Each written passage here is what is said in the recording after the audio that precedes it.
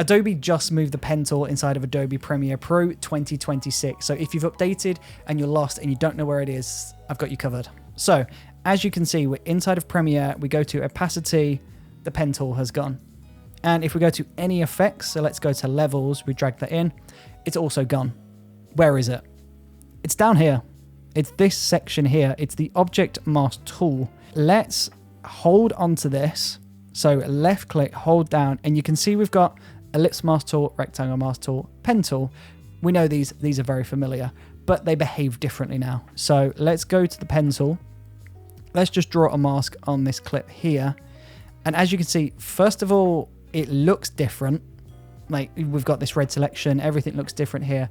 And it's also up here now rather than in opacity.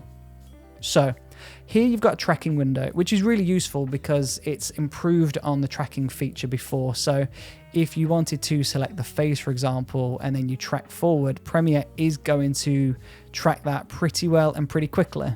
And then if we go into transform, you can see we've got all these different settings in here. We've got feather, which we're familiar with. We've got opacity, again, familiar, expansion, but it's up here. So on the pen mask, we're going to right click, change to opacity mask.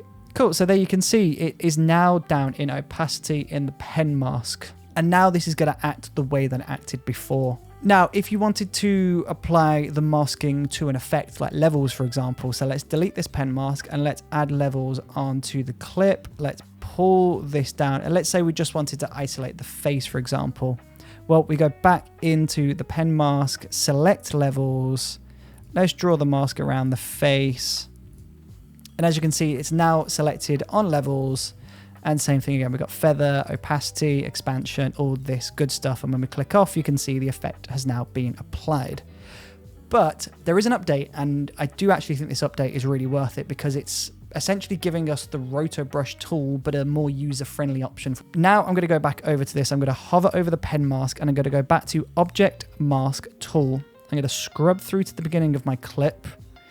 And now I'm going to select myself. So this is the first frame. I'm going to select myself. There you go, I've selected myself, and if you can't see, like if nothing has been included, if something's missing, then you can just go to this, go to the lasso tool, go to plus, you can just highlight around an area to now include it, or alternatively, you can remove something if it's not supposed to be there. And then when you go into the object mask up here in unassigned masks, if you then track the selected mask forward, it's essentially going to do what it's done before, but on a much more intricate level. So frame by frame, you can see it's cutting me out from the background, which is very much what the roto brush in Adobe After Effects has done. Granted, it's going to be nowhere near as powerful. It's a bit more limited than that, but it's pretty good. So now that we've got this feature, you can see we can now change this to an opacity mask if we wanted to, or we could drag this down onto levels so we can get that isolated color grading. So if we drag this down onto levels, if I adjust the gamma down, so we're pulling the exposure down, if I click off this, you can see I'm now darker, but the background is obviously still unaffected, and that's because we've got that mask. But if we go to inverted, you can see we have essentially got the equivalent of roto brush from After Effects inside of Adobe Premiere Pro with this new object mask tool. So it is an inconvenience. I still am finding it really difficult not to just go up to opacity and select the pen tool up here.